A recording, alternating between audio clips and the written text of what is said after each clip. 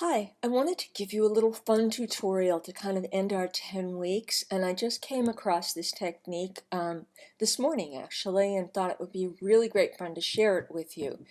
This is how to do kind of a 3D balloon type, and you can do it freehand or you can do it with the pen tool, and I'm going to show you how to do it. This is the result, and I'm going to turn off my little sampler right there so you can kind of see it.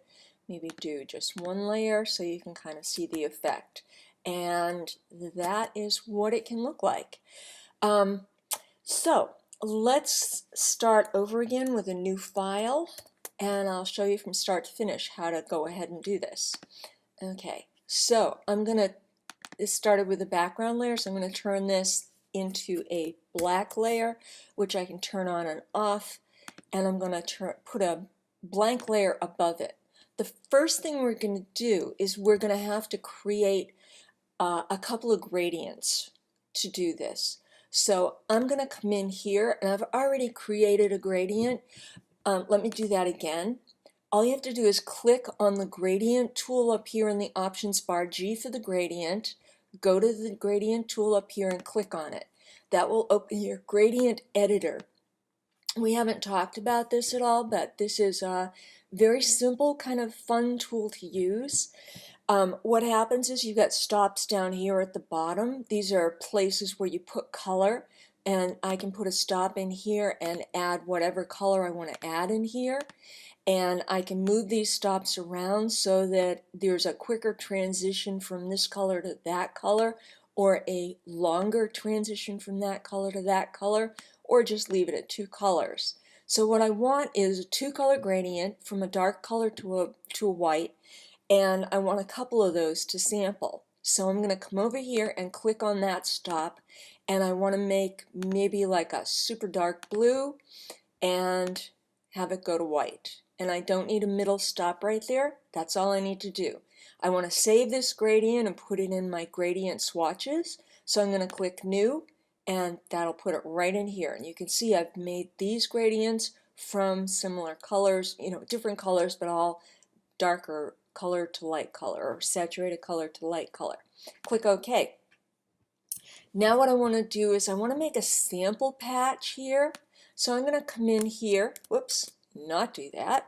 I'm going to come in here and do the marquee tool, marquee elliptical tool, and if you can't find it, it's right under the rectangular one. I'm going to hold down the shift key to make it a perfect circle and make a fairly small gradient.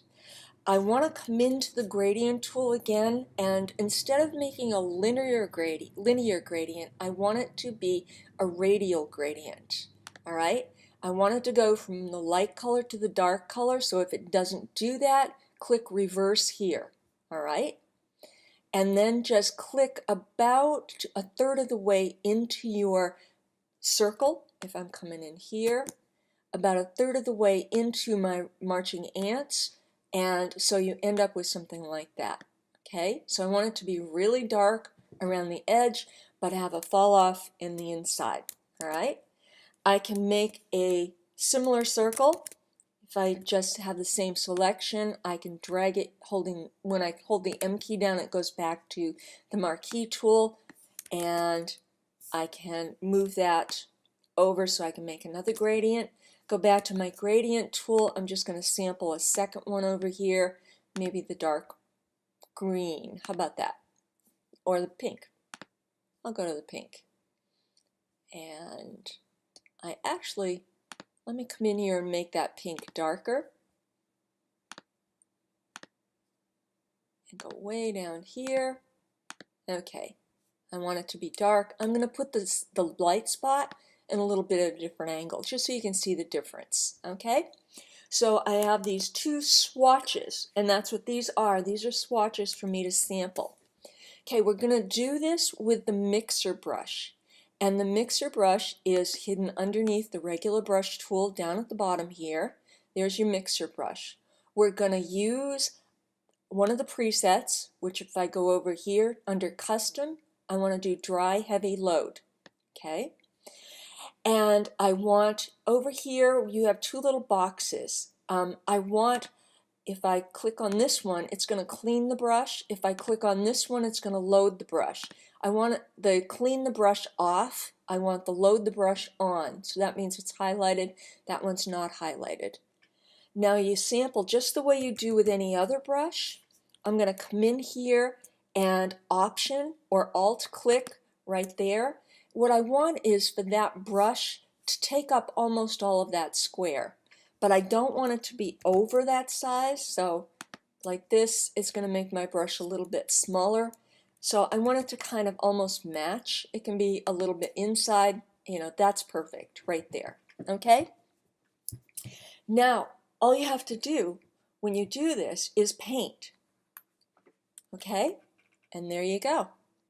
And you see, if I've got these little lines, whoops, right there, and I don't want those lines, I could come in here to the window, to the brush, to the presets, and I could make the spacing even smaller, maybe 3%. And see, it smooths it out a little bit. It's going to make your I've got it way down. Originally it was probably at 25%, not probably, I remember it was at 25%, and it's going to do that. So I do want the spacing to be down very low, between 5 and 10%, like that, and it's going to make it much smoother. And that is all there is to that. If you want to add some efficiency with the pen tool, let me just get that little bit of sample out of the way. I'm going to make a new layer, and I'm going to use the freeform pen tool, which I didn't talk about when I talked about the pen tool, because this is the easy part of pen tool. Not as precise, but it's easier to kind of do it. And I'm just going to draw out my first initial there, and go to the Paths palette over here to Stroke Path. It's already on the Mixer Brush tool because I was demoing this. If I put Simulate Pressure on, it's going to fade into that shape and then fade out. And if I click OK, it's going to use the Mixer Brush in the last setting it was at. And there it is. So if I go back and turn on the black, you can see what a kind of a cool effect that is. If I undo that and go down to, go over to the Paths panel and go to the Work Path. Work Path has to be visible. Stroke Path and turn off Simulate Pressure. It's going to give me a more even stroke. Okay?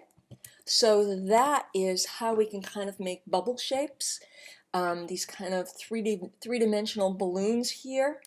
And if I can switch colors just by coming over here and doing anything I want.